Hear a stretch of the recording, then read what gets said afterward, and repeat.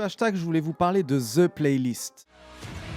Est-ce que vous croyez que la taille de votre business model crée des problèmes pour les artistes?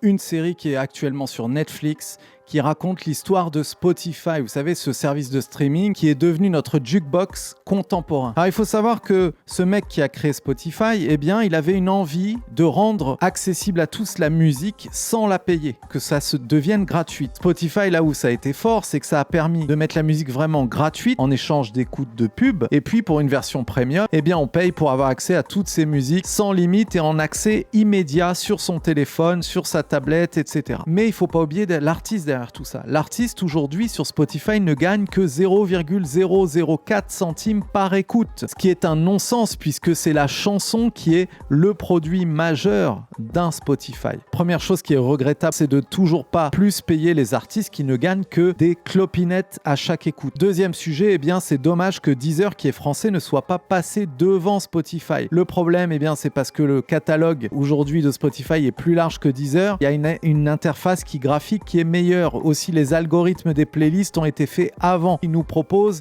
notre best-of de l'année. Donc, il y a des choses qu'aurait dû penser Deezer qui pourrait toujours faire aujourd'hui pour essayer de freiner l'avancée de Spotify qui a complètement envahi l'Europe et le monde entier aujourd'hui. Alors, il ne faut pas être aveugle non plus. On sait très bien que si Spotify existe, comme l'explique la série, c'est parce qu'à un moment, il y a eu une négociation avec les maisons de disques. Et c'est pour ça aussi que sur Spotify, vous avez toujours en avant dans les sorties, etc., les artistes signés dans les maisons de disques. Donc ce grand rêve de libération de la musique, accessible à tous, finalement on retrouve toujours les mêmes stars et pas les artistes indépendants. C'est les maisons de disques qui achètent leur place sur un Spotify comme ils le faisaient sur iTunes Store et comme ils le faisaient à la radio, à la télé.